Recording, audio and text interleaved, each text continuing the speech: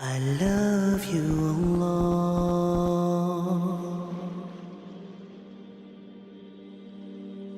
Allah. A few days ago I had mentioned that the Prophet ﷺ told us, and the Quran itself mentions, that every dua is responded to.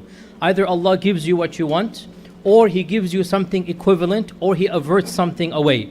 And I mentioned very briefly, unless there's an impediment, unless there is something that is called in Arabic mawani' ad-du'a.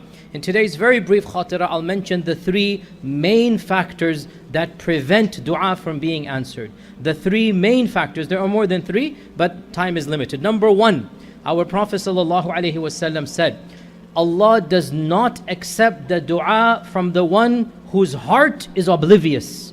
Min qalbin ghafil.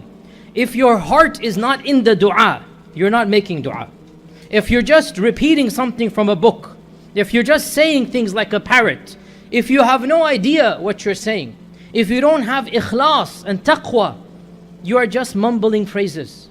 So the Prophet ﷺ said, Allah does not accept the dua from the one whose heart is somewhere else. Min qalbin ghafil.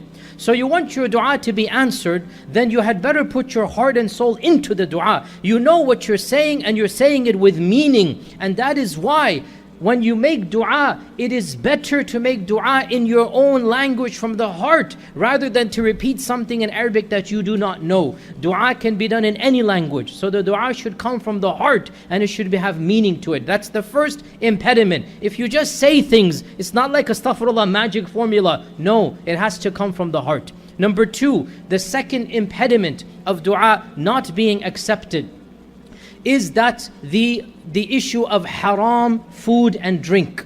The issue of eating and drinking from haram money.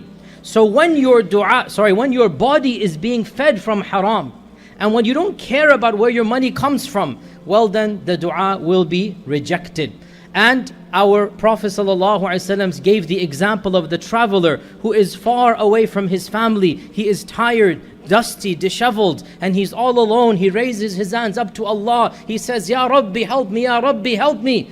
Everything is gonna work out for him. But then the Prophet ﷺ says, وَمَطْعَمُهُ حَرَامٌ وَمَلْبَسُهُ حَرَامٌ وَمَشْرَبُهُ حَرَامٌ فَأَنَّ يُسْتَجَابُ لَهُ. His food is haram, his drink is haram, his clothes are haram. Then how do you think he will be responded to? How do you think he will be responded to? So one of the main impediments of dua is to not have halal rizq. And that's why we have to be very, very careful about where we earn our money from. If we eat haram, drink haram, wear haram, well then it will be rejected from us. And the third mani' of dua, the third impediment of dua, our Prophet ﷺ said, Allah will respond to every one of your dua as long as ma lam yasta'jil, as long as the servant isn't hasty. The Sahaba said, what do you mean hasty? Does it mean we read a quick dua rather than slow? The Prophet said, no, the hasty one, listen to this, is the one, he makes dua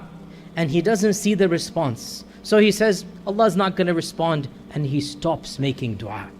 He stops making dua because he doesn't see the effect of the dua. And the Prophet is saying, Allah will respond as long as you don't give up.